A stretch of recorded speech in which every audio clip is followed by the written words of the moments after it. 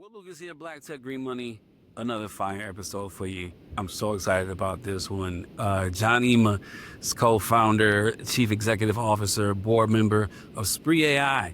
SpreeAI is an AI-driven company transforming the future of fashion and e-commerce with photorealistic try-on technology. We've been seeing this in like movies for like 100 years, and nobody's made it happen. He's making it happen. And they offer a white label product. So if you are a fashion retailer, you're making waves out here and you're looking to deliver AI powered experiences for your customers so they can try on your wares, from their iPad and their tablet. It's AI, so you need to be talking to. Welcome, John. Thank you. Thank you so much. I'm excited to be here. Likewise to have you. So you have positioned this as powered by AI, but built for the future. And so what does the future of retail look like through your lens? Yeah, if you think about the evolution of retail, it hasn't really changed much. The only thing that's changed, if you go to a website or you look at images that are in stores, really the fidelity of the images, meaning that they've gotten better from, I guess, from examples like 1080p to 2K, 4K, 8K, right? But in terms of the experience, when you talk about personalization or anything like that, that has not changed.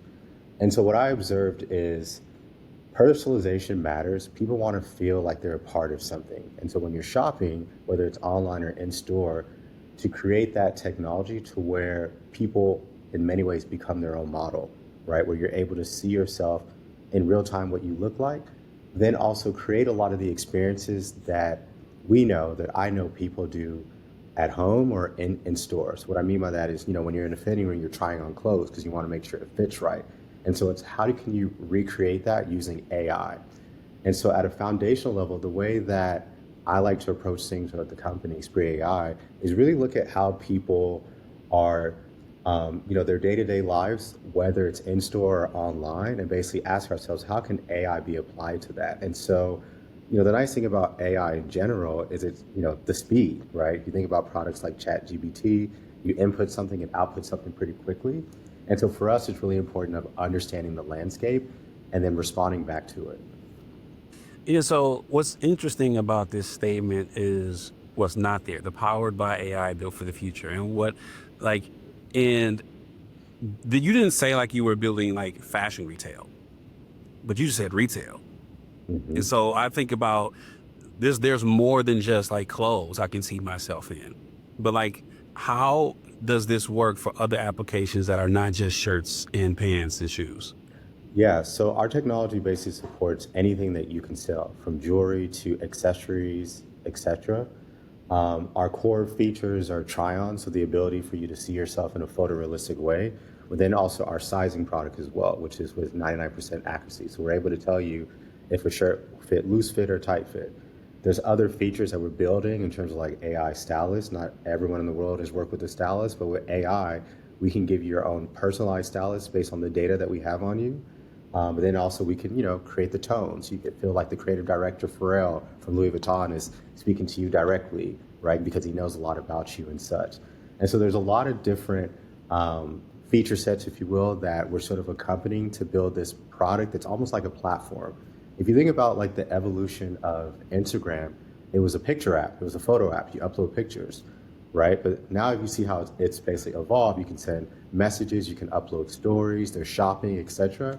And that's sort of the same way that I would view our product is, it's going to be an evolution of a multitude of things that it can do based on how we see people shopping just as a whole. Yeah, I like that.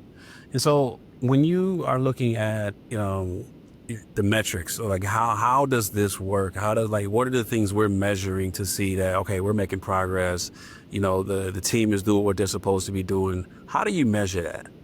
Yeah, I think there's two folds to the metric. So before we started building this product, I spent a lot of time in Europe. I had worked in tech my whole life, and so I had a lot of contacts. And so I met with a lot of these luxury houses, and I noticed a commonality in all of the answers they had. They needed a product that was personalized and needed something that was going to reduce returns. And then also on top of that, which is more important because they're a business, they need something that's going to increase sales, right? And so we wanted to make sure that those KPIs were built in to our products. On the team side is we need to align with our customer goals. And so there's a lot of things that we need to build. And so it's very important that we set milestones because our partners dictate when they launch because we're a white label service, right? And so we need to make sure that we have the right packages for each partner to gear them up to launch as well. You said something a moment ago about 99% accuracy. Can you restate that so I'll make sure my next question is on point? Yes, so it's 99% accuracy. And so how it works is there's a lot of math and science that's involved into this. And so we partner with institutions like Carnegie Mellon and MIT to help us co-develop our product. And we also hire students from there and internships. And so basically, from a consumer perspective, the way that you use our product is it starts with your phone. And so essentially, you take a picture, there's a full body picture of yourself, right? There's an onboarding process that's saved into the cloud one time, right? What you don't know is when we're taking that picture of you, we're actually measuring the depth of field, and there's all these other sort of contingencies that are basically applied for us to formulate that. That's the first part. On the back end of things, any sort of AI company, one of the things that's probably the most valuable to an AI company is the data. And so the question is, well, how do you get that? We have vendors all across the world that are basically capturing data points of all shapes, all sizes of people, because we need to know what to look for, right? Because as you know, there's all shapes and sizes, all shades, etc. And then sort of the third component is our partners as well. And so we're capturing data on their garments, models, etc. And so we're able to merge that all together, and that's what powers our product. Now for our sizing product, the one sort of additional detail is in the fashion world, they call it tech packs.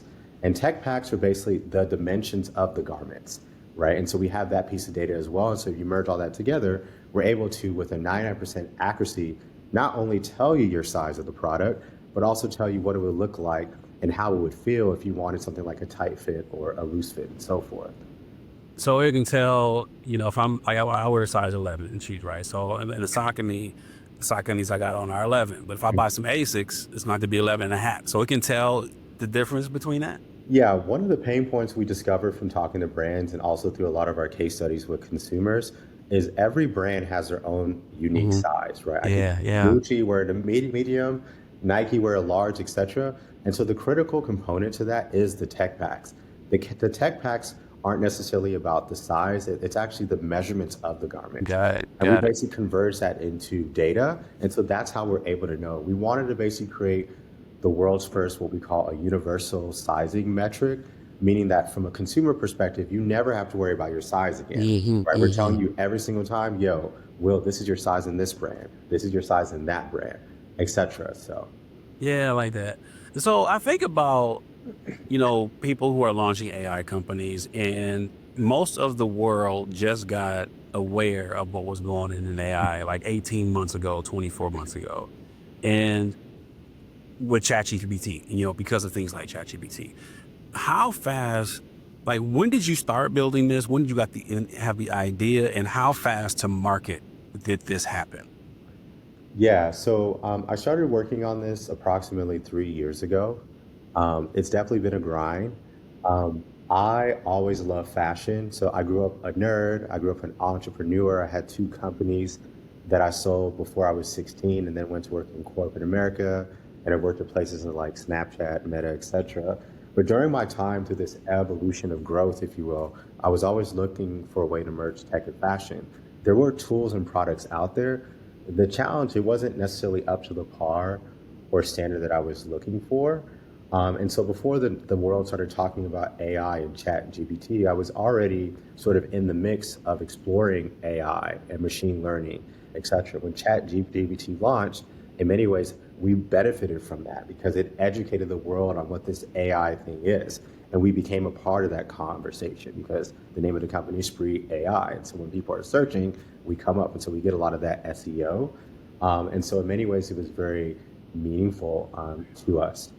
So when you went to start raising money, was there already an MVP in place, or was the convergence of the idea just situated such that investors are like, yeah, he's building AI, let's throw money at it? Yeah, it was the convergence of the idea. I think, entrepreneurs, one of the challenging things is raising money amongst many things. I think specifically for me, I was very fortunate and blessed that I had a reputation because I already had startups before that I sold, and I already had worked in tech. And so in many ways, the investors were for lack of better words, investing in me. It wasn't necessarily about the product. And I know that's not usually the case for entrepreneurs. And so I wouldn't say it was easy for me to raise money, but it wasn't as difficult as maybe someone that's starting from scratch to, raise money and then, start their journey. Yeah. So how do you then, because you've exited twice, kudos to you for that. How do you personally define generational wealth? Yeah, it's so funny that you mentioned that. Um, for me, I've never in my entire life been basically motivated by opportunity. I'm sorry, by money, not opportunity. Yeah, yeah, I yeah. never been, sorry, I've never been motivated by money. It's been mostly about opportunity, and obviously, money falls with that. And so, I'm first generation Nigerian. My parents grew up poor. I didn't come from money, and so, my parents had to sacrifice a lot to come to this country, and basically create a means for us to, live and be where we are to today. And so as I started to begin through this journey, it became very apparent to me that, oftentimes when we think of success, especially in our community, sometimes it's comparable to things that we see in our eyes all the time, like sports and things of that nature, right? And so, but we don't necessarily translate that to tech, at least yet. I know tech's becoming more mainstream. And what I mean by that is when you think about someone like LeBron James or Michael Jordan, one of the things that comes to mind is this person is a unicorn. They're kind of a one of a kind, and they're basically about to put on for their family and friends and so forth. And so I started to carry that same mindset with me, and I realized how fortunate I was because a lot of the technology that I learned was all self-taught, right? If you think about the complexities of technology, it's not an easy thing to get into, just like arguably it's not easy to get into the NBA. And so in many ways, this is like a once in a lifetime opportunity. And so generational wealth means to me, it's not about me, it's about everyone else around me, plus people that aren't here yet. So my kids, my kids' kids, setting up a foundation that they don't have to work as hard as I did. And being able to have a stable company to where, maybe you have a son one day and you're like, yo, he needs an internship. I'm like, I got you, right? Being able to like form those connections and help elevate other people that are around me as well. Yeah, something you just said there is like, I'm going to do my best to formulate the question out of this, but I'm hoping you just kind of get what I'm trying to say. Mhm. So, you just said something that I also heard another recent interview. Tade Oyerinde from campus just said also in that you're not necessarily thinking about the money opportunity when you're going to build something because the money that part is a given when you've achieved the mission. And I think like so often we get money focused because we're taught to, when you talk about, total, market opportunity, TAM, the total addressable market, all those sorts of things, you're thinking about dollar signs. And what I hear you saying is like, I'm thinking about, is the opportunity big enough? Can I make a big enough dent in the world to where if I do that, then the money's like a given? Does it make sense what I'm trying to say? Like we're Yes. trying to get like so money focused. We're taught to be money focused in one way, but you're saying let's just focus on the concept and be big enough. Yeah, exactly. I get exactly what you're saying. I think, though, to play devil's advocate, where it becomes challenging is when you don't come from money and you're trying to survive. And so money becomes a priority because you're like, yo, I got to eat, right? And so I think that becomes challenging. But I think naturally for me, the way that I was raised is, we weren't rich or anything like that. Like I said, my parents got good jobs later on in their careers. When we were growing up, we used to share the same room, things of that nature. There's four of us between my brothers and sisters. And I just realized what was really important was for me to leave my impact on the world and create something that's so meaningful that it would last forever, right? And then if you think about it from that notion, anything that is meaningful in the world, the money does come from that. It is associated with that, right? And so I just felt like, I'm a religious person. I know not everybody is, that I had this God-given talent.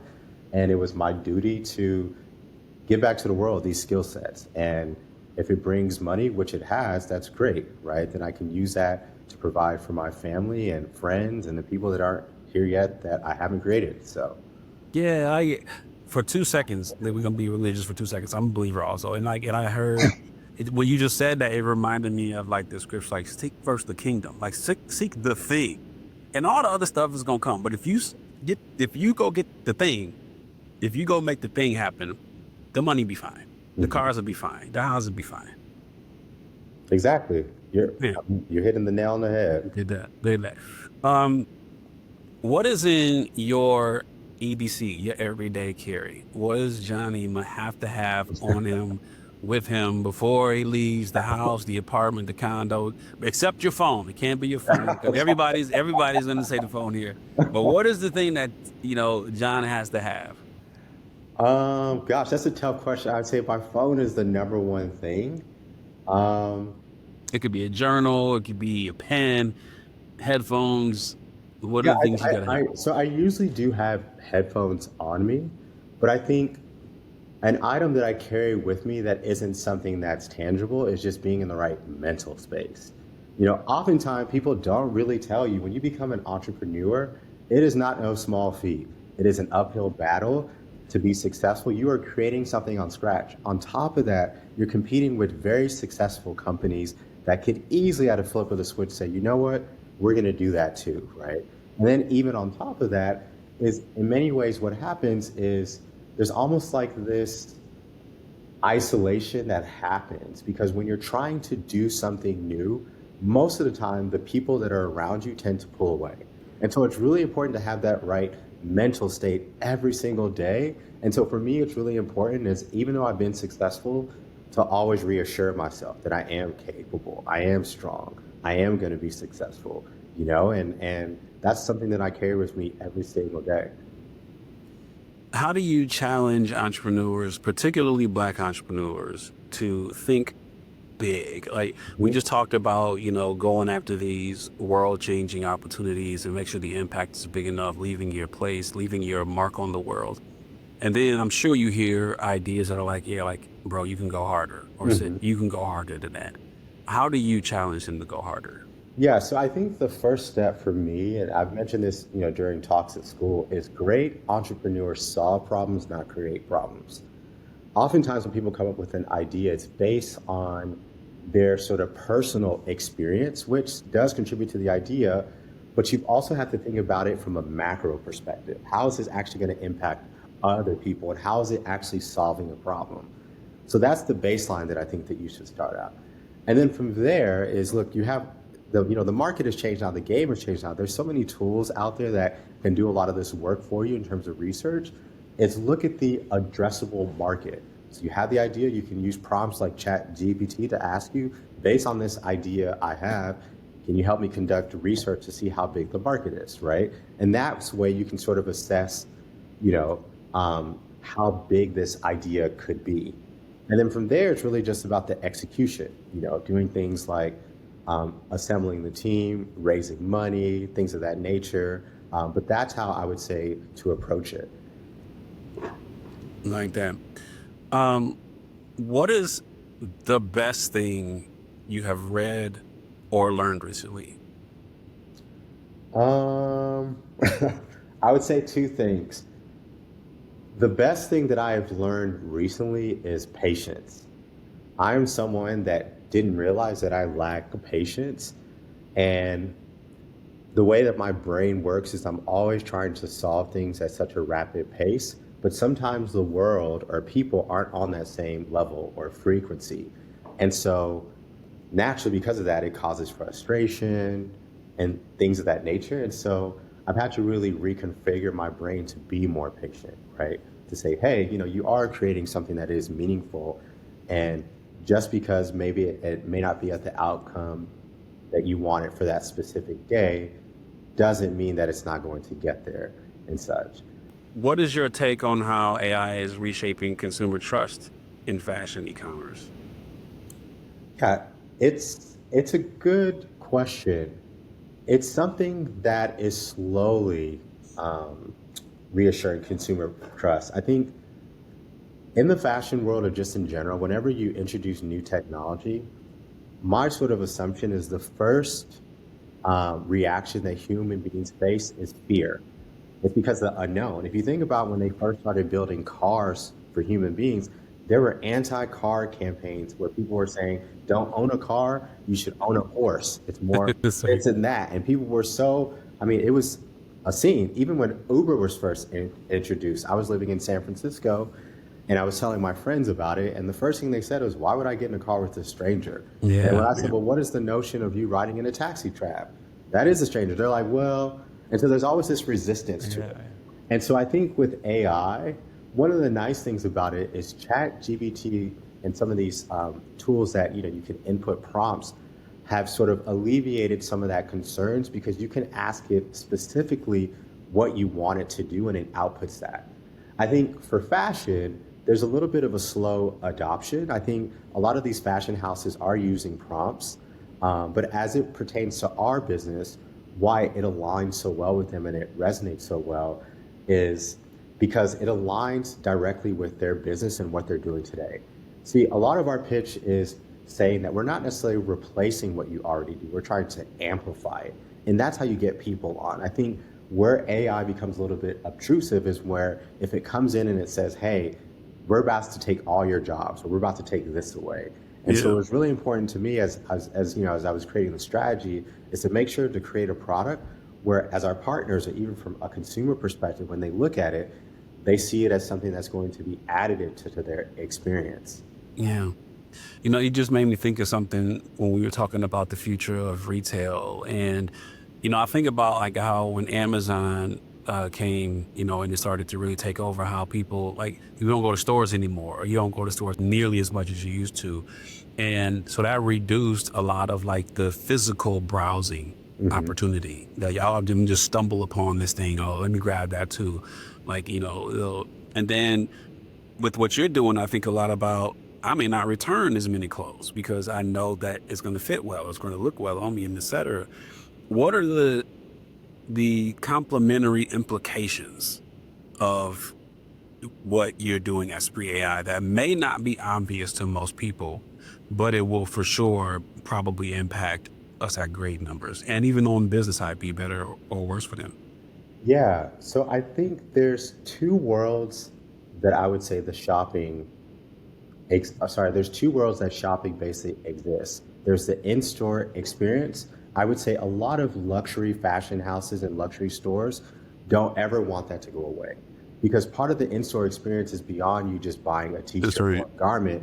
That's It's right. the champagne you get. It's the way you feel. It's the way that that package has that logo on it and so forth. And so it's really important as we were building this technology that it becomes again complementary to that because maybe you're in the store and you may not have time to try on 10 different outfits and they can show you all 10 and you're like, you know what, I've narrowed it down to two. I'm going to go try on those two instead of all 10. Now we know if you look at just geographically and just the evolution of where human beings are going that more people are shopping online. And so for us the question that sort of became apparent is how do we make sure that we can create that in-store experience that people get online, right? And so right now, if you think about when you're shopping, there's no ability for you to try on clothes and see yourself if you're online. If say, okay, we check that box, we can do that. There's no ability for you to even know if it's going to really fit you. Okay, we check that box. And so as I mentioned, we have other features that are coming in terms of like the ability for stylists. We also have another feature that gives you the ability for you to scan your clothes that you have at home. So let's say you already, as most people, own a pair of jeans or a shirt, and you want that to become a part of your online, your online experience. So you're like, okay, I have this pair of jeans. Let me see what it looks like with this Nike top, Yeah. right? That's how people shop. And so you can kind of see where we're going with this is where you're sitting at home or you could be on a train station or in a car, you're still having this very immersive experience, almost as if you were in a fitting room, right? Or in the convenience of your own closet. We talked a little bit about this when we were, touching on your background and your ideas on generational wealth. I wonder how your heritage, being Black and being like Nigerian, like how does that influence your views on ownership and entrepreneurship? Mm. I mean, that's a really good question. Man, when I was growing up, success in my family was either being a doctor or a lawyer, right? There was no tech or Sure. anything like Yeah. that. I have a sister that's a doctor, especially across my family, there's a lot of people that are doctors and nurses and such. And so tech was this gray bubble, right? My parents knew early on because when I was 7 years old, I took apart my first computer. It was just a natural God given talent. They were pissed because they're like, we just bought this new household computer and you just took it apart. If you don't put this back together, and so Yeah. I ended up putting it back together, and it worked. And then that's where they were like, "Huh, there's something here." And then sort of fast forwarding into time is a lot of things that I created were very, very self-taught. So I taught myself how to code and just learn all the nuances of technology. And so one of the things that I've learned about my heritage specifically is we are go-getters. Oftentimes I think the best output you can get from a human being is if their back is against the wall, right? And you only can go forward. And in my family, that was the case, right? We didn't come from anything.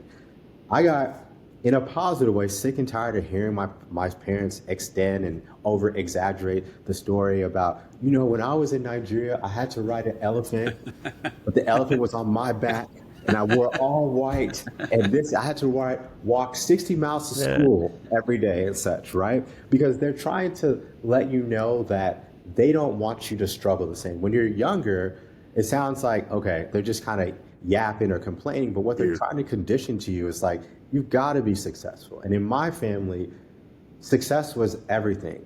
Your back was all against the wall every single way. And so they conditioned it. I think what really lit that fire to me was when my mom passed away when I was in college as a freshman. And, as most people, especially most men, they tend to gravitate towards a mom. I'm no shame to say I was a mama's boy. I love my mom, Yeah. to the Yeah. moon and back. And so when she left this earth, it really lit a fire under me. This is someone that, sacrificed so much for me to not only be here, but she instilled such good values into my heart and my soul and my mind. And so it's like, yo, this has to work. I have to be successful. And if it's not for me, I'm going to do it for her.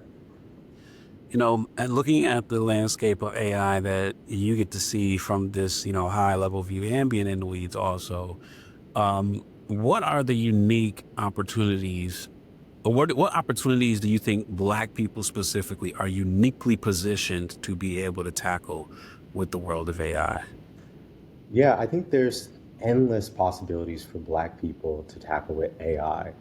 The nice thing about AI is almost anything can have AI applied to it, even if it's not in a meaningful way. You can go to Target right now, and on their branding for a toothbrush, they'll say it's powered by AI, right? And so sarcastically speaking, I think one of the things that I love about our people is we're so creative and we're such trendsetters, right? A lot of cultural things or whatever the case may be stems from our people.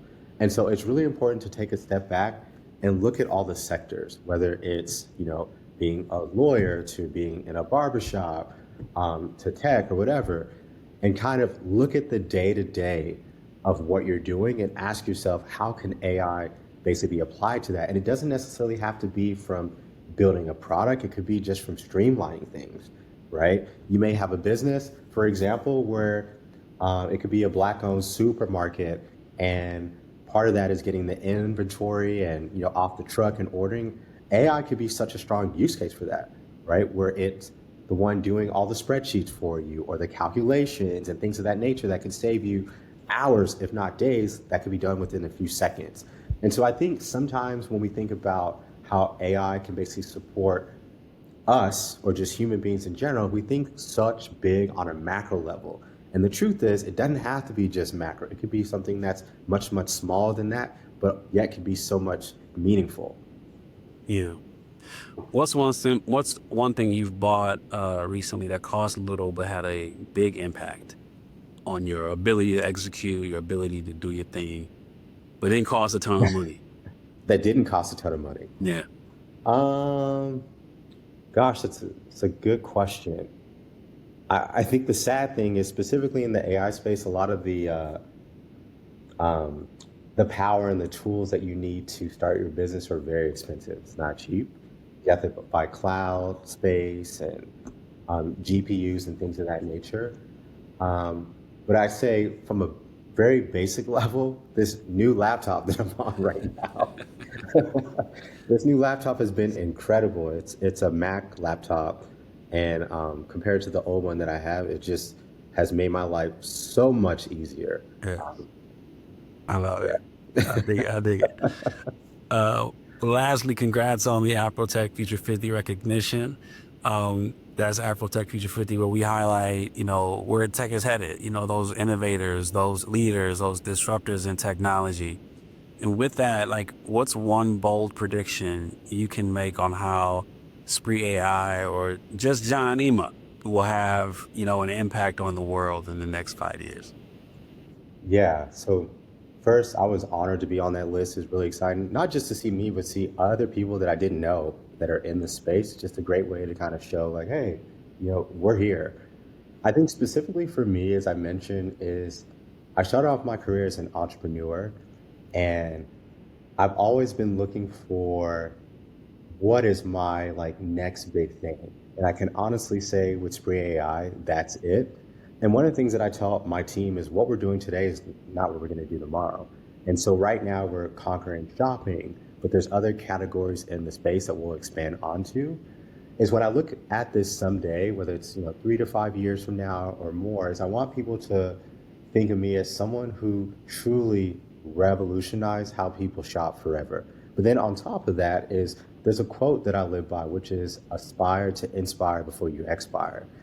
Is I want to also Yeah. inspire more people like us to not just get into tech, but to truly chase their dreams. When I was growing up, when I was in high school, it was a critical period for me because during that time, it's not what it is today. Man, I can go into today. It's like I was a nerd, I was African, I was skinny, all this stuff. That was not cool. All those things now check the boxes.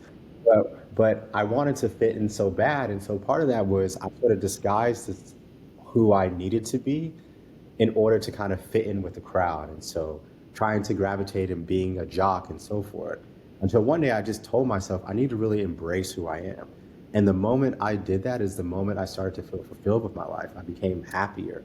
And so I wanted to make sure that as I was in this sort of position that I've gained throughout my career is to really give back, whether that's through knowledge or whatever the case may be.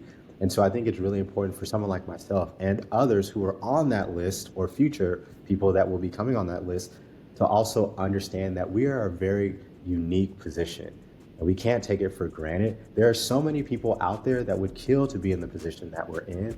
And so it's really important to give back because that's how you really truly build a community and not just talk about it.